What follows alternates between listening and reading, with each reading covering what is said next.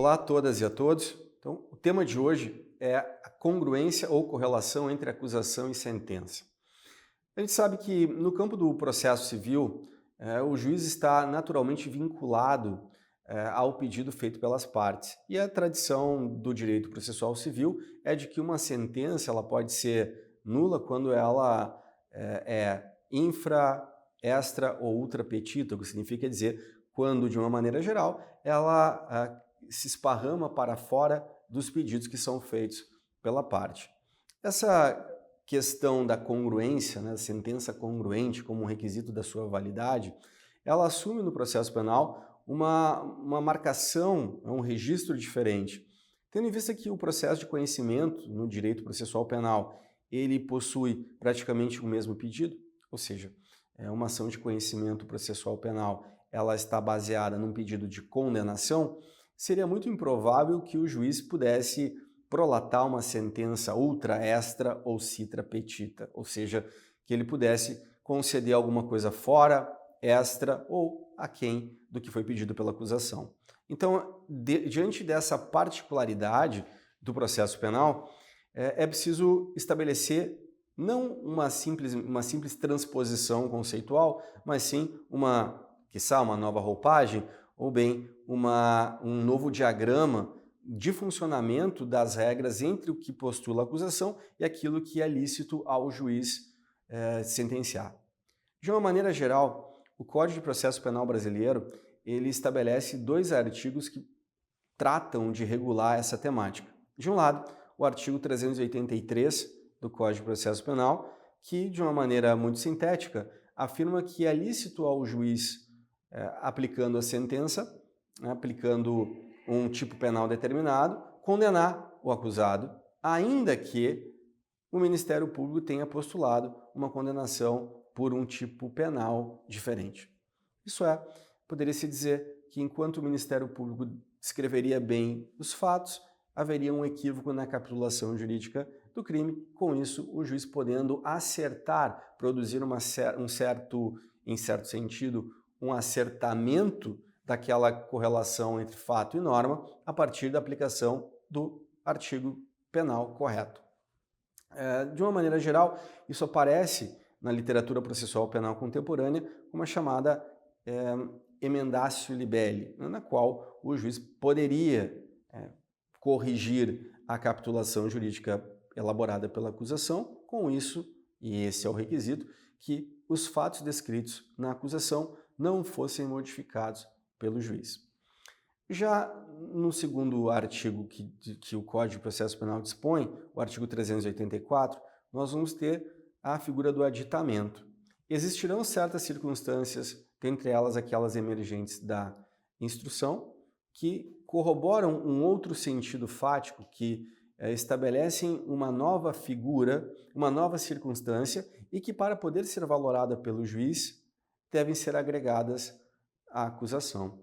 Então, no sentido geral, o artigo 384, que lida com o aditamento, é chamado pela doutrina como mutatio libelli, ou seja, há uma elementar, há uma qualificadora, uma circunstância que, uma vez emergida da instrução, avaliada pelo Ministério Público como uma circunstância fundada em provas, deverá ser incorporada ao registro fático, isto é, deverá ser narrada.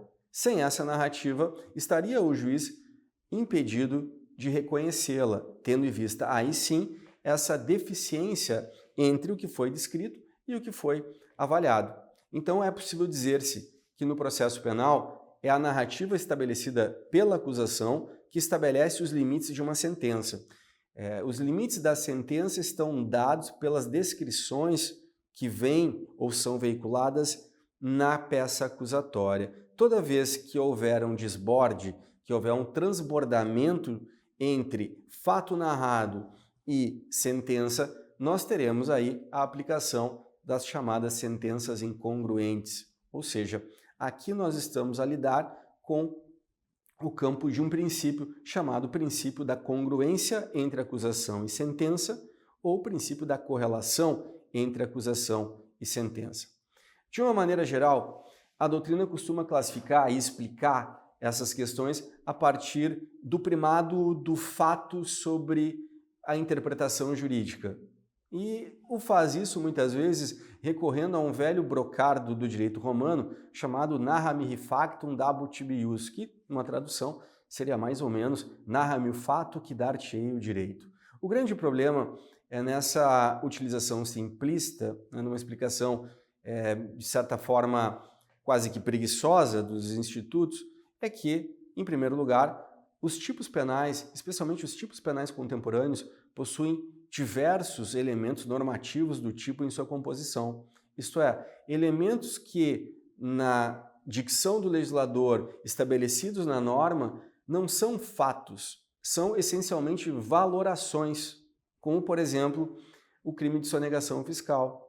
No crime de sonegação fiscal, a redução, o ato de reduzir tributo, não é um dado da vida, não é um dado natural, não é um fato da vida que pode ser corroborado mediante prova ou cuja alteração não provocaria nenhum efeito em relação a uma decisão que, porventura, aplicasse um tipo penal diverso do de sonegação, por exemplo, a evasão de divisas. Nessa situação, é preciso salientar que a construção cada vez mais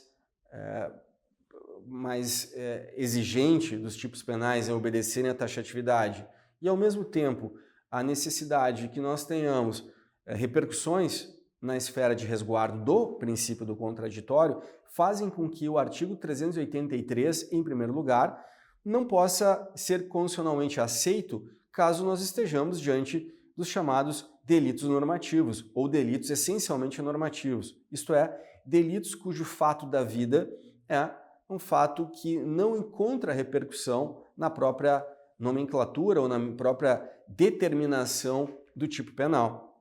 Já no segundo momento, o princípio da correlação entre acusação e sentença, ele parece-me que performa uma certa dimensão do contraditório.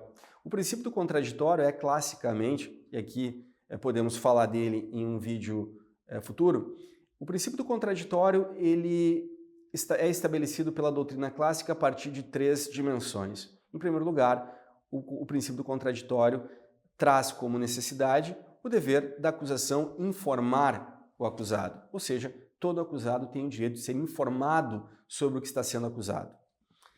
A partir do momento em que o réu tem o direito de ser informado, nasce para ele o direito de reação, o direito de defesa. A ampla defesa somente é possível à medida em que eu conheço o teor da acusação. E por isso, toda vez que o teor da acusação me é desconhecido, naturalmente o meu direito à ampla defesa é absoluta e sistemicamente enfraquecido.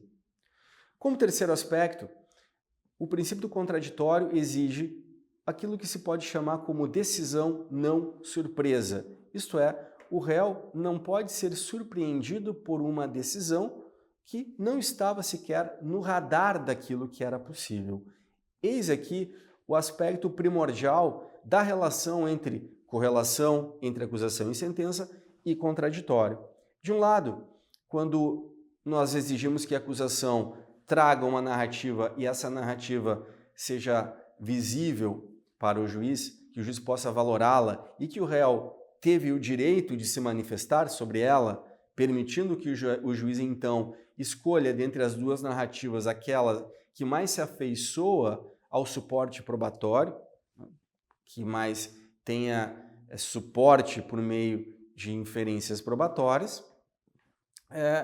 Ao mesmo tempo, o direito ao contraditório tem como base evitar que alguém seja condenado ou que alguém receba uma decisão a qual estabeleça uma relação de surpresa, uma relação a qual ela própria não figurava de forma imediata e nem imediata nas questões levantadas pelo acusado.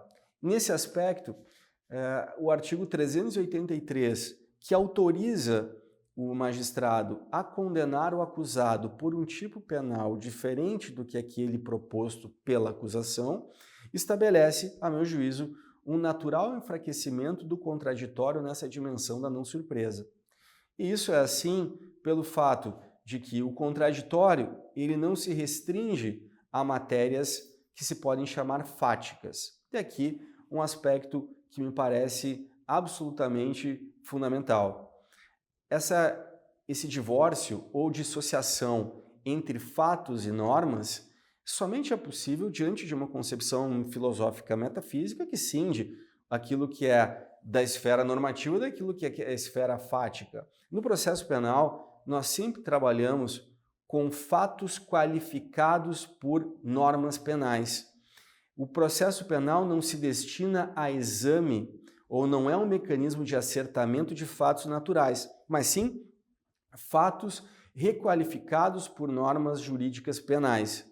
Diante disso, é possível dizer que esses fatos requalificados por normas penais e que consiste no objeto do processo penal se chama imputação. Daí porque, portanto, é equivocado afirmar-se que o réu se defende dos fatos.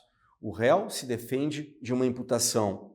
Tanto que em alguns países, como na Itália, é muito comum se referir ao réu como imputado, justo porque sobre ele recai um complexo de fatos e normas que, unidas, e aqui sem poder ser quebrantadas, estabelecem o teor da acusação.